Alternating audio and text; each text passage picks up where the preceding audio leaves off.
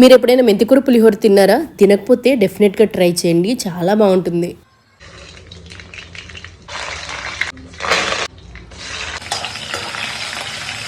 తాలింపు వేగాక పచ్చిమిర్చి వేసి అవి కొంచెం క్రిస్పీగా వేయించుకుంటే బాగుంటుంది. ఎందుకంటే మెంతాకు కొంచెం చేదు ఉంటుంది కదా, అందులోకి టేస్ట్గా ఉంటుంది అనమాట. తర్వాత మెంతాకు వేసి రోస్ట్గా వేయించాలి. ఇది కూడా మీడియం ఫ్లేమ్ మీద కొంచెం ఒక 10-15 మినిట్స్ టైం పడుతుంది, కానీ అలా వేగితేనే పులిహోర పొడి పొడిగా బాగుంటుంది అనమాట. అయితే మెంతాకు ఇలా పులిహోర చేసుకోవాలనుకున్నప్పుడు అప్పటికప్పుడు కడిగి వాటర్గా వేసేదానికన్నా కూడా నైట్ కడిగేసి దాన్ని కొంచెం ఆరబెట్టుకుని వేసుకుంటే ఇంకా పొడి పొడిగా బాగా వస్తుంది. మెంతాకు వేగిన తర్వాత ఉప్పు పసుపు వేసి ఒకసారి కలిపేసి దాని తర్వాత రైస్ వేసుకోవాలి. రైస్ కూడా పొడిగా ఉంటే బాగుంటుంది, అంటుకుపోయి ముద్దలా ఉంటే అసలు బాగోదు. ఇప్పుడు ఇంకొకసారి ఉప్పు చెక్ చేసుకోండి, ఎందుకంటే మెంతాకు చేదుగా ఉంటుంది కదా, ఉప్పు ఫస్ట్ మనం వేసింది సరిపోదు. అందుకే రైస్ వేసిన తర్వాత ఒకసారి చెక్ చేసుకుని మళ్ళీ వేసుకుని లెమన్ వేసి కలిపేసిన తర్వాత ఒక 15 మినిట్స్ అలా వదిలేయండి. లెమన్ ఆకుకి రైస్కి పట్టి బాగుంటుంది.